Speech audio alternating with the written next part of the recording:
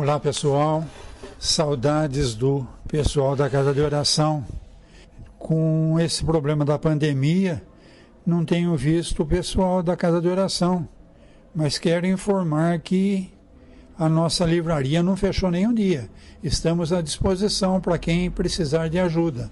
É só nos procurar aqui na livraria.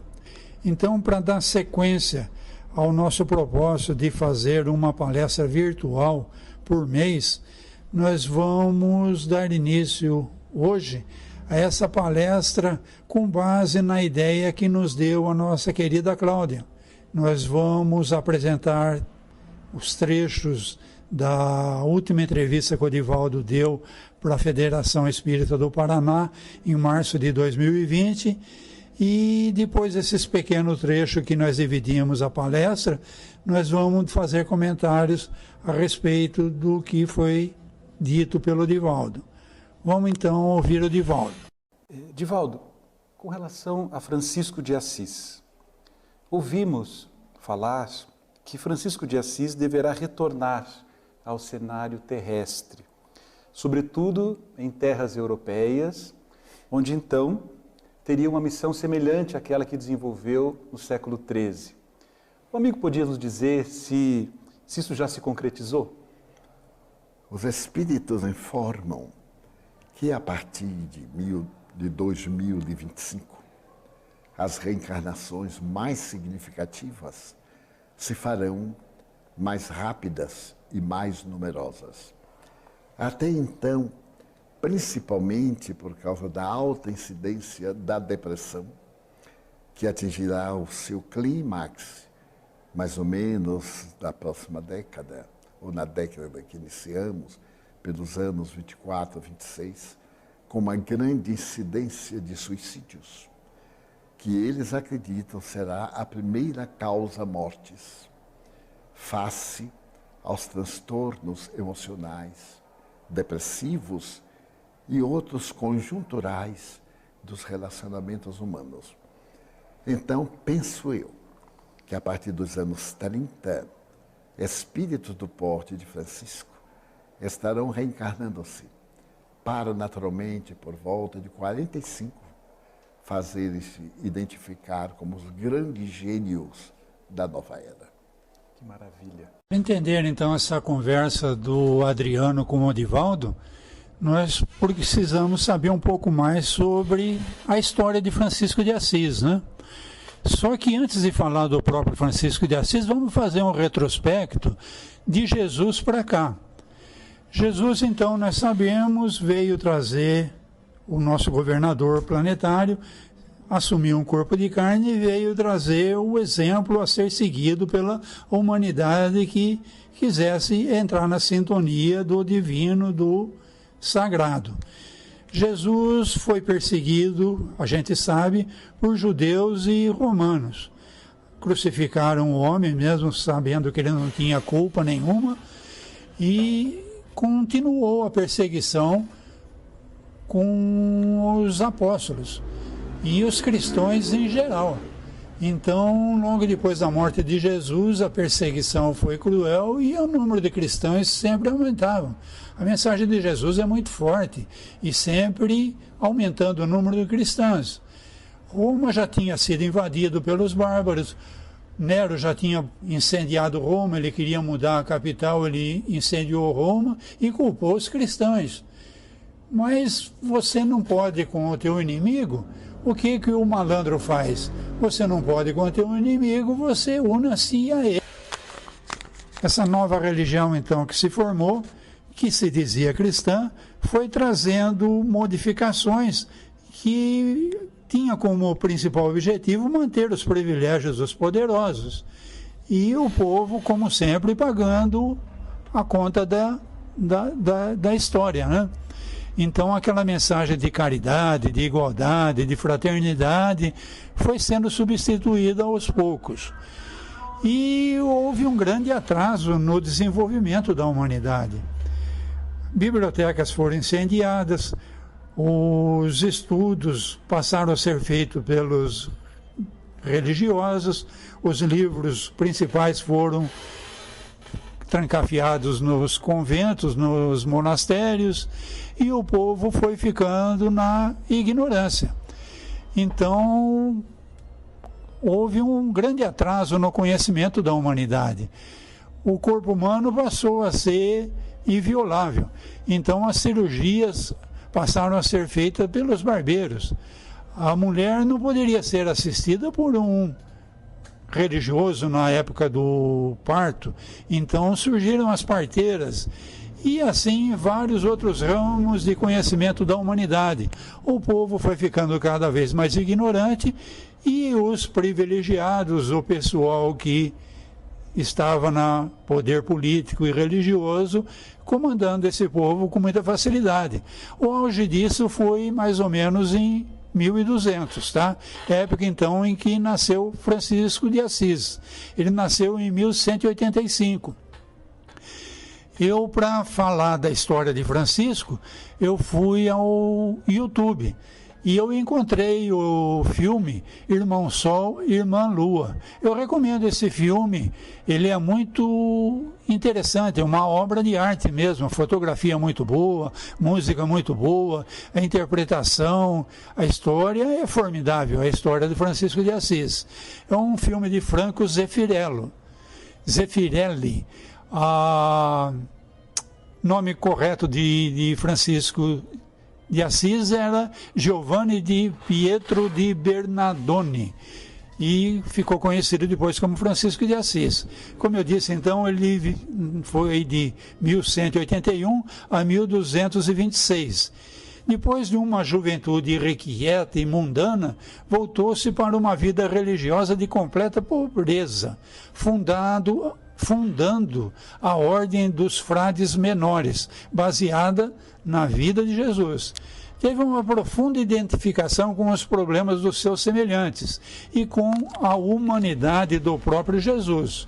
Sua atitude foi original, também quando afirmou a bondade e a maravilha da criação, num tempo em que o mundo era visto como essencialmente mau.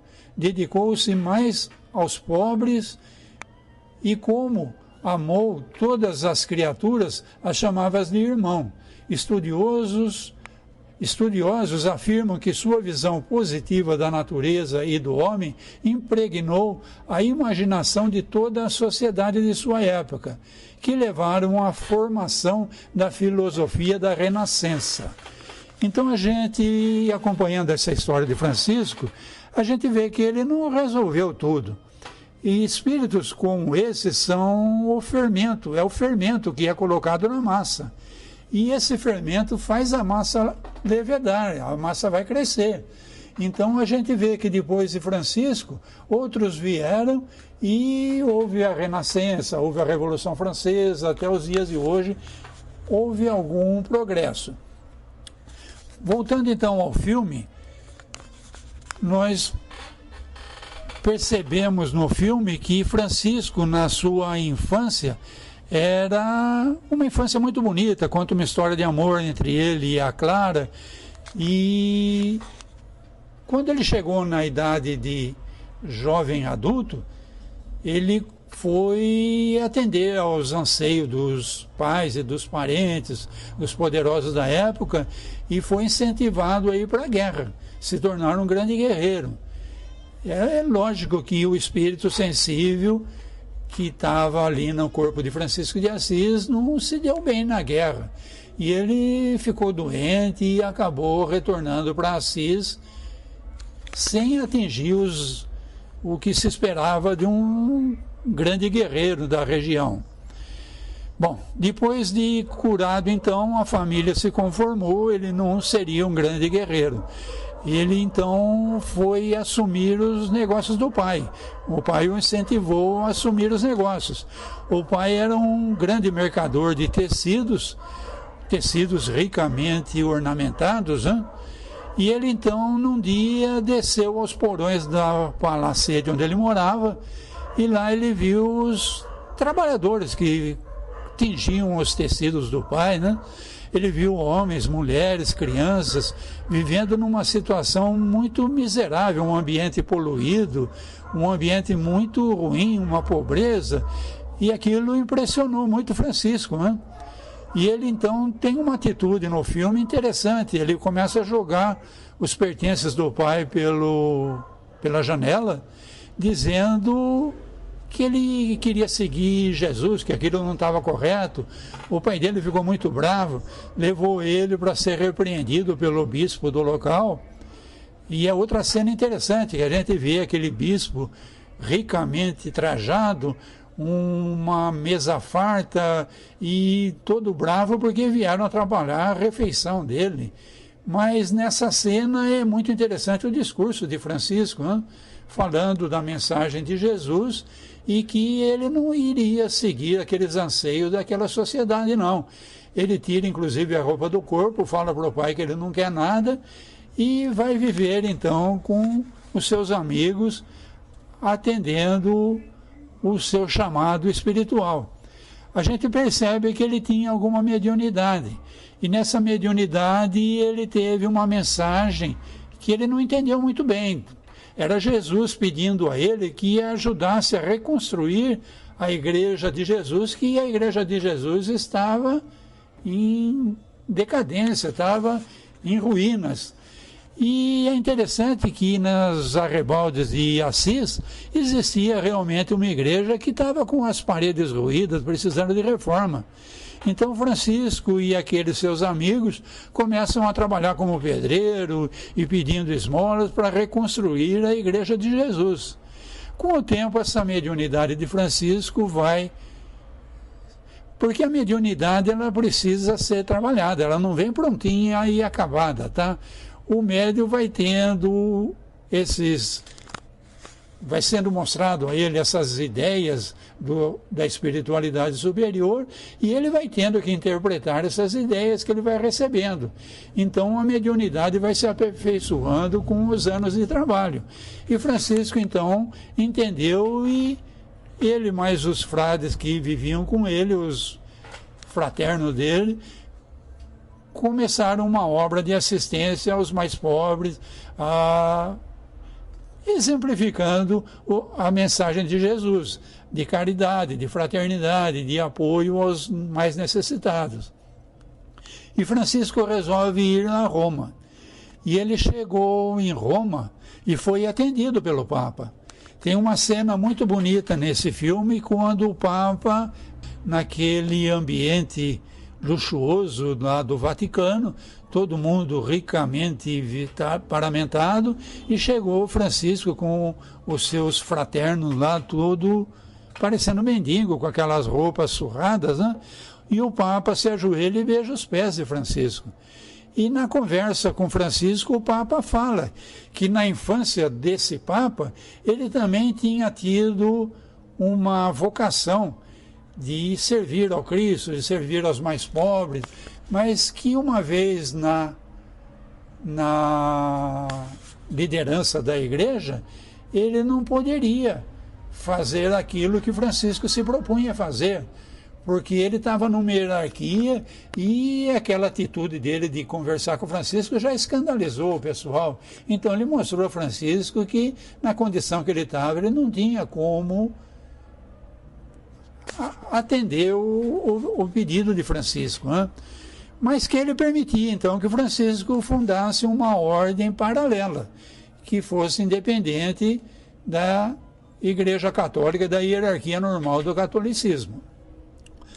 Muito bem.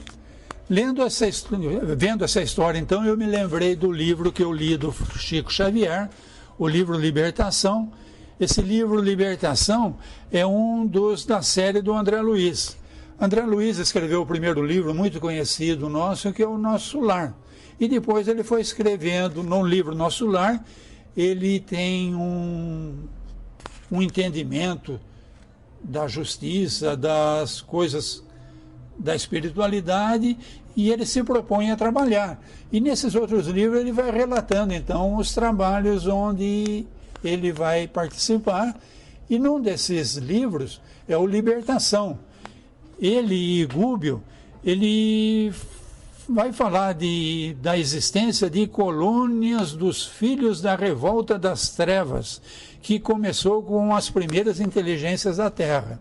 Então, no livro Nosso Lar, André Luiz mostra para a gente uma cidade que está num plano vibratório superior ao nosso aqui na crosta.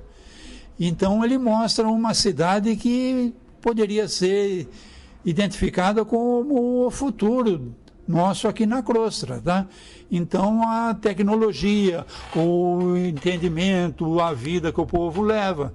Mas nesse livro Libertação, ele vai mostrar uma cidade, ele chama no livro de cidade estranha. Essa cidade estranha está num nível vibratório inferior ao da Terra. Então ele descreve essa cidade como um ambiente muito trevoso, cheio de neblina, limbo nas paredes, lodo, lama pelo solo, as pessoas armadas, mal encaradas, e ele está ali então com Gúbio, que é o chefe da equipe, para socorrer Margarida. Margarida sofre um processo obsessivo e eles estão ali então a pedidos de pessoas que amam Margarida para tentar livrá-la desse processo obsessivo, tá? Bom, como ele descreve então no comecinho aqui, essa cidade, essas zonas de revolta existem desde quando as primeiras inteligências da Terra, né? O homem se individualizou. Então, nessa época, teve espíritos que seguiram rumo à angelitude e teve espíritos que se rebelaram e formaram suas sociedades em níveis vibracionais inferiores até o da crosta, tá? Há milhões de almas humanas que não se afastam da crosta terrestre.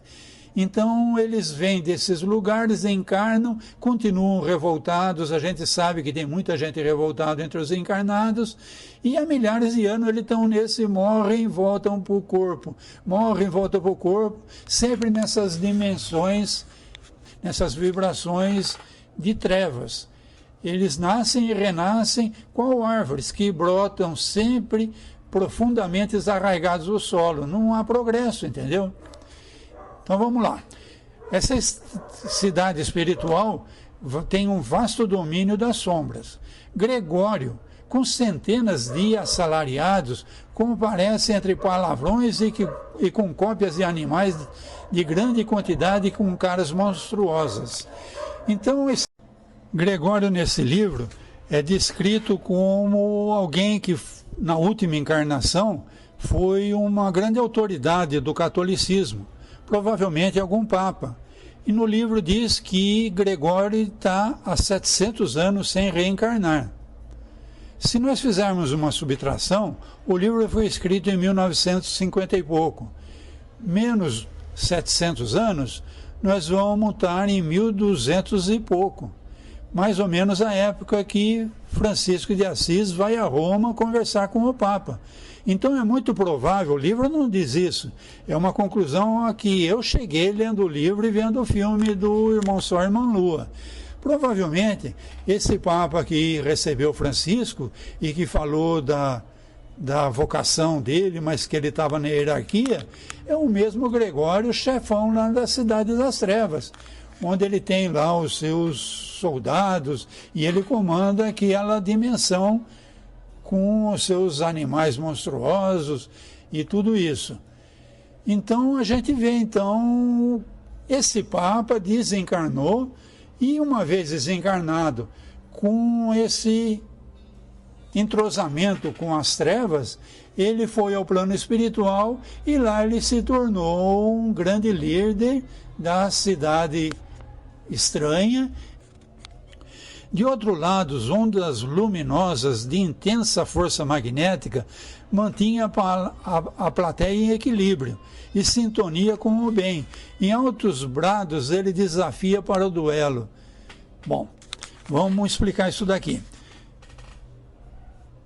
Tem um ponto, então, que esse Gregório descobre Gúbio e a equipe onde está o André Luiz fazendo esse socorro em benefício de Margarida. E esse pessoal chega para desafiar, para a luta e para liquidar com o pessoal da Luz que estava trabalhando em benefício de Margarida. Gúbio, então, pede a Francisco, ou André Luiz, que tome conta dos trabalhos, e ele entra num processo de doação de fluidos para que Matilde para que Matilde venha a se materializar naquela dimensão de sombras. Então a gente vai ver isso daqui. Do outro lado, ondas luminosas de intensa força magnética mantinham a plateia em equilíbrio. Eles estavam sendo assistidos por uma plateia que estava muito curiosa, porque Gregório tinha descoberto o pessoal da equipe do André Luiz e estava ali para combater. E sintonia com o bem. Em altos brados, o Gregório desafia o pessoal do André Luiz por um duelo. Quando a voz de Matilde, então Matilde se materializou. Quando a voz de Matilde soa serena e doce: Gregório, o tempo do teu período de dureza e secura está terminado. Após o diálogo e convite à renovação, Matilde abraça Gregório. No abraço entre a luz e a treva não resistiu. Está iniciada finalmente a sua libertação. Explicando melhor isso daí, então, Matilde tinha sido a mãe de Gregório na última encarnação. Então, aquele Papa da Igreja Católica tinha tido como mãe essa Matilde. Essa Matilde estava num plano vibratório bem superior. Foi preciso doação de fluido do Gúbio para que ela se materializasse naquele lugar de trevas. E quando esse Gregório reconhece Matilde, a mãe dele da última encarnação, e ela começa a conversar com ele sobre a vocação que ele tinha tido na infância, lembram que essa mesma conversa no filme Irmã Sol e Irmã Lua, o Papa teve com Francisco da vocação que ele tinha na infância. E isso daí então faz Gregório desmontar e Gregório pede colinho, tá? E Matilde então dá colo para ele e leva ele para um processo de planejamento de uma nova encarnação, porque está planejado que nenhuma ovelha do pai vai se perder. E para atender Margarida, então foi acionado essa equipe toda, Matilde se materializa e Gregório então é levado para um planejamento de uma nova reencarnação. Bom, como eu disse então, fiz esse retrospecto. Francisco de Assis teve essa importância de ser o fermento. E como eu disse, depois de Francisco de Assis, vieram outros espíritos. Veio, por exemplo, Jean Rus. Jean Rus era também da Igreja Católica. E ele era reitor na Universidade de Praga. E ele queria que a Bíblia fosse traduzida por uma linguagem popular, porque a Bíblia, como eu disse para vocês agora há pouco, ela só existia no latim clássico e só as pessoas da hierarquia do catolicismo que poderiam estudar até a Bíblia, tá? E Roma não concordava com ele, mas ele tinha proteção do governo da Tchecoslováquia, onde ele vivia, e Roma não conseguia pôr as mãos nele. Então Roma fez um salvo-conduto e convidou ele para uma festa que haveria em Roma. Ele então, querendo divulgar as ideias dele, o trabalho dele, ele aceita ir a Roma. E esse salvo-conduto é caçado e ele é condenado à fogueira, é morto na fogueira, tá? Depois dele nós tivemos Joana d'Arc.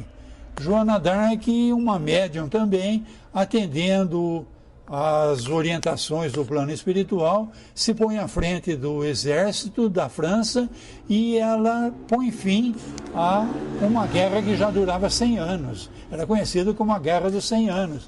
E ela faz coroar, então, o Delfim da França. Então, tirando esse jugo que a Europa exercia sobre a França. Mas o pessoal que foi apoiado por Joana d'Arc, não era muito firme, não. E acabou entregando Joana d'Arc para o catolicismo, e ela foi julgada como bruxa e foi queimada na fogueira também. Interessante a gente observar que esse penalidade foi revertido. Então, depois de um tempo, o catolicismo tirou essa pena da Joana d'Arc de bruxa. E o mais interessante ainda, que hoje Joana d'Arc é considerada a santa padroeira da França.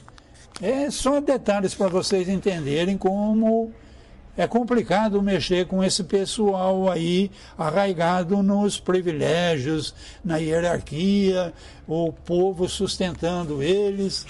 Depois, então, de Joana d'Arc, nós tivemos Lutero. Lutero era muito revoltado também com a hierarquia do catolicismo, que na época vendia indulgências. Você poderia atacar uma cidade com seus guerreiros, saquear e fazer barbaridades. Você chegava em Roma com o butim, com o dinheiro que você arrecadou nessas empreitadas que você fez aí de guerra, e você comprava indulgências e você ficava livre de penas, tá?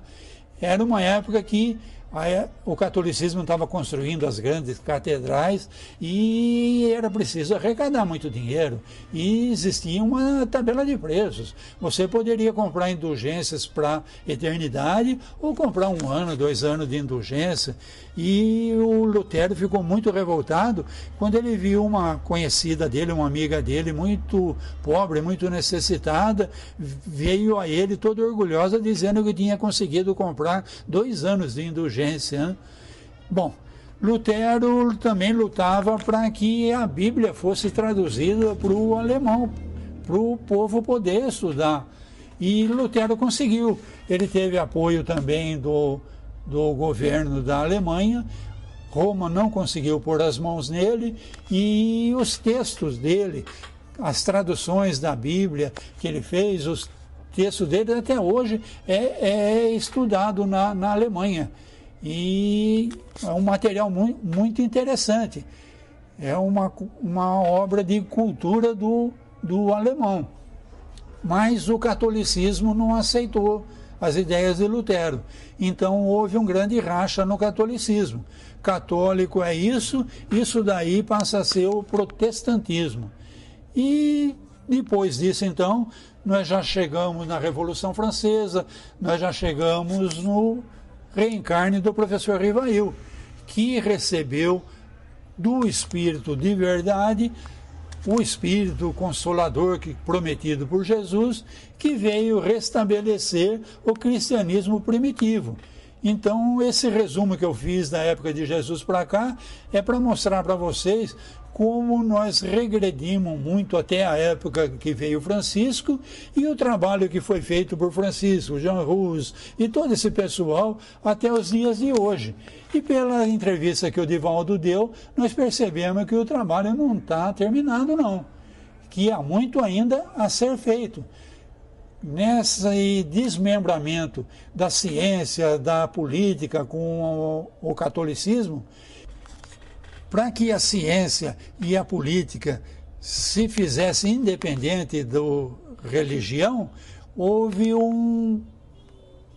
uma tendência ao materialismo que foi muito forte. E hoje em dia, principalmente na Europa,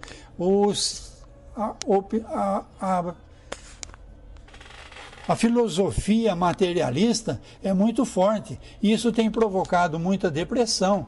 Então, nessa entrevista, Divaldo fala que espíritos do porte de um Francisco de Assis estão planejando voltar, reencarnar, para restabelecer o cristianismo primitivo.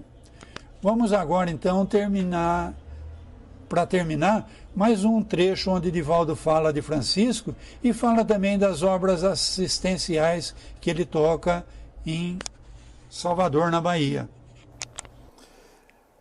A história registra que mesmo antes da desencarnação de Francisco de Assis, as normas que ele elegera para a ordem franciscana estavam sendo deturpadas, alterando-se-lhe o sentido, o valor.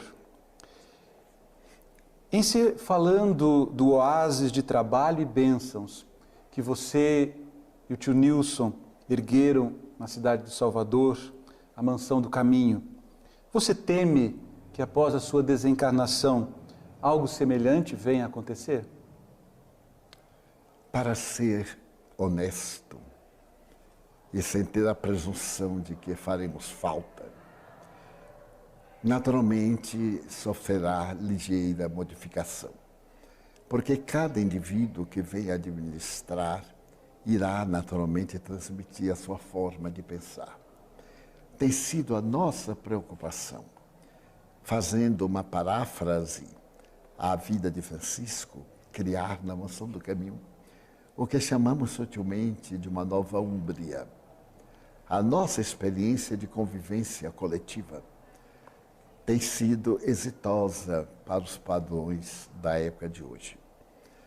Mas, ao mesmo tempo, não temos logrado aquele desejo da compreensão primacial do Evangelho e as outras secundárias. Embora sejam todas pessoas excelentes, devotadas, portadoras de uma grande predisposição para o bem, os vínculos com os interesses terrestres ainda predominam em a nossa natureza. E nós, eu em pessoa, penso muito que desencarnarei sem ver concretizada essa maneira de ser a mansão, um modelo mínimo do que poderá ser a nova sociedade. O nosso objetivo essencial em nossa instituição é nunca negar. Dizemos em tom de brincadeira, é necessário não dizer que nós não podemos ajudar. Sempre podemos ajudar. E quando não tivermos o que a pessoa solicita, daremos o que nós possuímos. Abordaremos a questão do Evangelho, transmitiremos energias através de passes, levaremos as atividades espirituais e contribuiremos com os recursos materiais que para nós são importantes, porém, nessa faixa, parte secundária. Temos conseguido algo, porque necessitamos hoje de funcionários para levar adiante a obra. E como eles não têm o espírito da obra em si mesmo, temos algumas dificuldades em fazê-los entender que a nossa instituição é uma empresa. Muito tempo eu lutei para tirar a palavra empresa, mas fui vencido pela comunidade.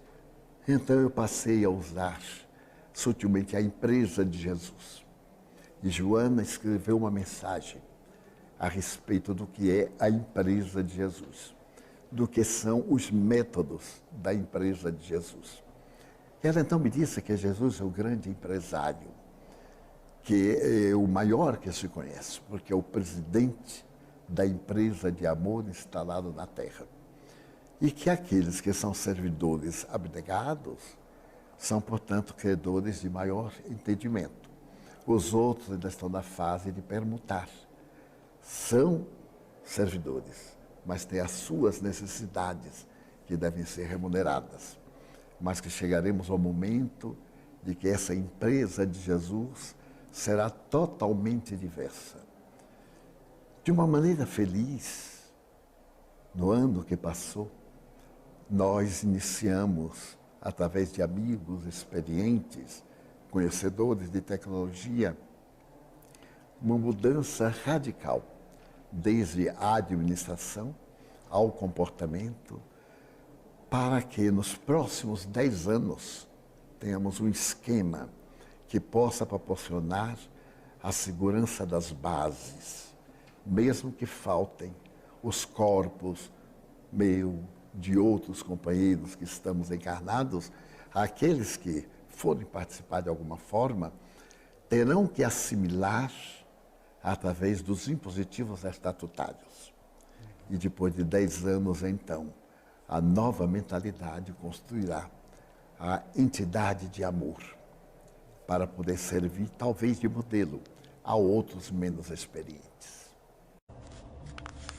Sobre o Divaldo, se vocês procurarem no Netflix, tem um filme novo sobre a vida do Divaldo, muito interessante também.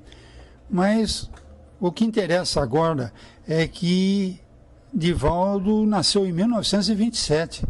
Então, se nós fizermos a conta, nós vamos ver que esse homem já está com 93 anos. E esse trabalho que ele... médium formidável, então foi acionado pelo plano espiritual e construiu uma obra de caridade. Desde 1952 existe a Mansão do Caminho. Ele e o Nilson de Souza construíram essa instituição que hoje, nas condições atuais, atende 6.000 pessoas diariamente. Sendo que uma boa parte deles, centenas desses atendidos, são filhos adotivos do Divaldo. Ele adotou essas crianças como filho dele. Então vocês vejam a preocupação, esse homem de 93 anos querendo que essa obra dele se perpetue, continue, que o trabalho é aquele antigo de restabelecer o cristianismo primitivo, a caridade, a fraternidade, o apoio ao mais necessitado. E, como ele disse aí, eles ainda estão funcionando como empresa. Foi um esquema que eles montaram, planejado para que nos próximos 10 anos isso continue funcionando com salários, com mão de obra profissional. Eu estou falando isso tudo para a gente trazer então para a nossa casa de oração.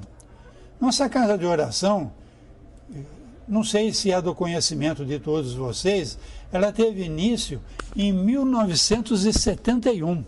O casal Onil Roland e a Eni Martense se reuniram e se reuniram com outro casal, a Eli e o José Lourenço, que estavam passando por algumas dificuldades na parte espiritual. Então, eles se reuniram na casa do casal para uma reunião de estudo de evangelho, de doutrina dos espíritos. Porque nessas dificuldades que a Eni e o José tiveram, foi recomendado a eles que procurassem uma casa espírita de estudo. E eles, tendo dificuldade de encontrar essa casa de estudo em Limeira, receberam então essa oferta do Onil e da Eni para iniciarem um grupo de estudos. Fazia parte desse grupo também o Joaquim Januário, a Teresa Beduski. Logo depois foram entrando novos trabalhadores, que se tornaram mais tarde trabalhadores. A Elza de Andréia, as irmãs Ingrid e Elizabeth, filhas do casal, a dona Maria do Carmo, esposa do seu Vilmar. E em 75, os trabalhos então passaram a ser realizados na garagem do Vilmar. Então o grupo já estava bem maior e o Vilmar ofereceu a garagem da casa dele e mais trabalhadores foram se juntando. Então nós tivemos Irene e Gilson Banholo, tivemos a Zilda e o José Fagotti, tivemos o Paulo Correia da Silva, Maria Tereza Moreira, Nilza Maria, e cada vez mais aumentando o número de trabalhadores e colaboradores e os trabalhos da casa cada vez crescendo mais. Chegou a um ponto que nós tivemos que funcionar em sala cedida pelo CPP, Centro do Professorado Paulista de Limeira, né? E pelo Nosso Lar também emprestou sala para a gente funcionar a casa de oração. Sempre esses trabalhadores voluntários, esse pessoal com doações foram cobrindo as despesas e com muito sacrifício e doações e trabalho do grupo foi adquirido um terreno, que é onde está a casa de oração hoje. Então, esse projeto do pessoal da casa de oração teve duas etapas. Numa primeira etapa ficou pronto essa parte que vocês conhecem do salão principal, que dá para essa rua de cima, e um andar abaixo. Numa segunda etapa, foi construído mais um andar, então nossa casa para a rua de baixo está com 3 andares hoje em dia. E o salão vai de uma rua a outra, o nosso salão principal. Só que para que isso tudo acontecesse, muito trabalho voluntário foi feito, muita doação foi recebida, porque nós não conseguimos ainda montar um esquema profissional como o Divaldo montou na Bahia, com salários e tudo. Nós trabalhamos com mão de obra, com trabalhadores voluntários. Bom, então vocês vão ver nessa foto aqui a nossa equipe de trabalhadores voluntários trabalhando. Isso daqui é o que eu chamo de um trabalho de múltipla caridade. Primeira caridade, a pessoa dentro da sua casa viu um objeto que ela não utiliza mais e que poderia ser útil para outras pessoas de menor poder aquisitivo. E ela então doa para a nossa casa de oração esses objetos. Nós temos salões onde nós vamos acumulando esse material e depois então entra a segunda caridade, que é o pessoal da nossa equipe, que vai organizar esse material e de tempos em tempos nós realizamos bazares. O último bazar que foi feito foi no prédio de uma escola, no Jardim do Aeroporto, ali perto do antigo aeroporto, né? Jardim do Lago, perto do antigo aeroporto. Então é um bairro de periferia e esse dia do bazar é um dia de festa, tá? Vamos lá, montamos o bazar, fazemos o transporte e dá gosto a gente ver abrir as portas e o pessoal entrar, mas sem se humilhar, porque afinal de contas eles estão entrando para escolher o produto que eles vão comprar. É um preço muito baratinho, é uma coisa de caridade mesmo, mas não tem humilhação, porque a pessoa mais carente entrou no bazar para escolher o produto que ela vai escolher e vai pagar. E um trabalho muito interessante, tá? E vocês pelas fotos então podem constatar o clima que é essa equipe trabalhando. Um outro trabalho que é feito também, para a rua de baixo, a nossa casa de oração tem uma cozinha muito bem montada, tá? Atendendo a todas as regras de higiene, e nós temos a equipe que trabalha com produtos alimentícios. Então, vira e mexe, nós fazemos quitutes para ser vendido no balcão da casa de oração, ou é marcado um dia para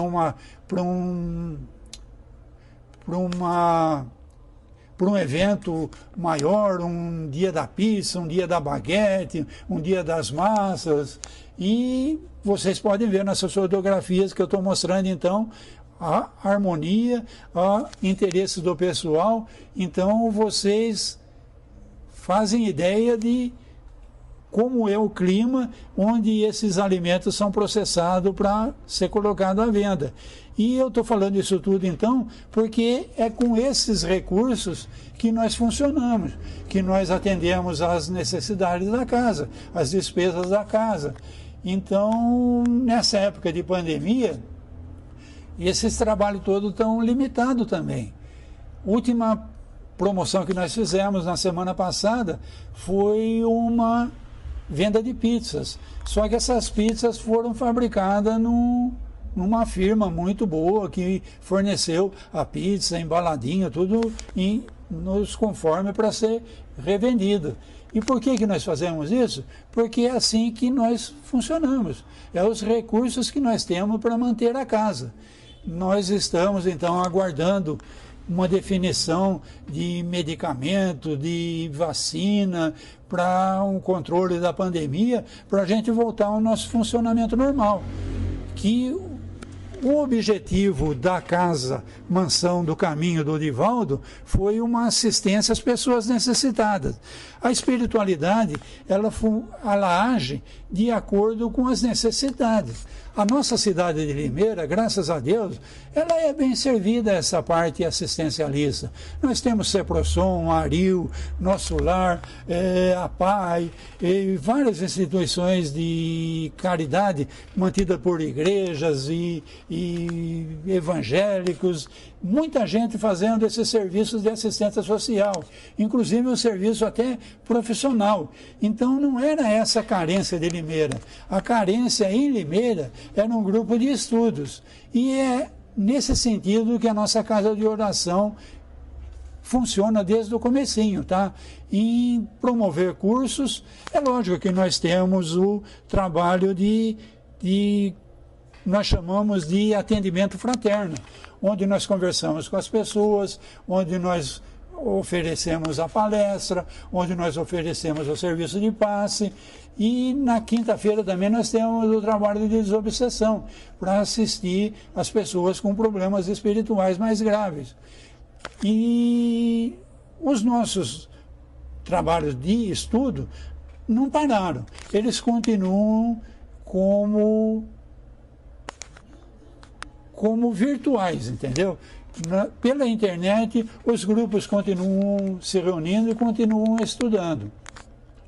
Então, para hoje é isso que eu tinha preparado, torcendo para que a situação normalize, as saudades de ver esses rostos sorridentes, abraçar esse pessoal é muito grande, desde março final de fevereiro, março, que nós não nos reunimos e sentimos muita falta disso. Mas, como eu disse, estamos à disposição de quem precisar conversar, esclarecimento, pode me procurar na livraria.